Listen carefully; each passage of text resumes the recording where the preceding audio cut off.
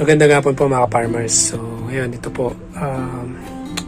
Isa po akong isa po akong hardinero dito sa Hong Kong. At the same time, driver kasi nagda-drive na rin po ako mga farmers. And I just want to share this, diba? Kung paano magtanim po ng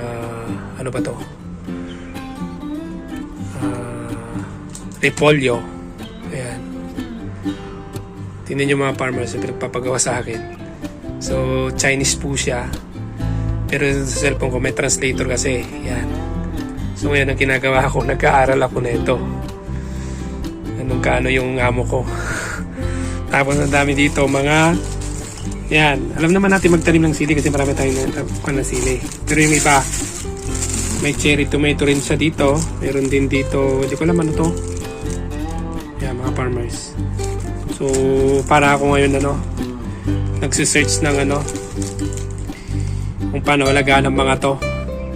Kasi yung mga basic na vegetable sa atin, alam ko kung paano alagaan. Talong, kamatis, okra. Pero gusto nila ay mapag-aralan ko pa kung ano po yung mga dapat pang gawin. Kasi kung tutusin itong libro na to, ang dami. Yan. Ayan, paano magtanim ng carrots.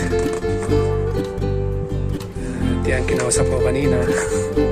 Kailangan ko ito gawin daw mga to. O yan, ang dami. Puro Chinese po yan mga farmers. O, mulberry, meron din. May mulberry tayo sa bahay. Pero hindi na nakapagpadala dito. Next time mo magpapakasyon. Taga sa amin.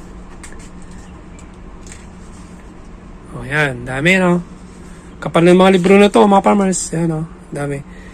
So gusto nila akong mag-aral nito. Tapos kailangan kong i-apply dyan sa garden nila.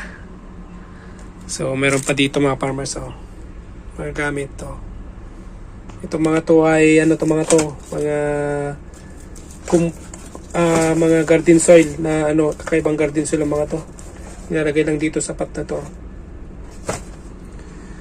Yan. Dami Kung tinanong sa akin kanina kung ano yung mga vegetable sinabi ko lang yung nakita ko noon kasi hindi ko binuklat.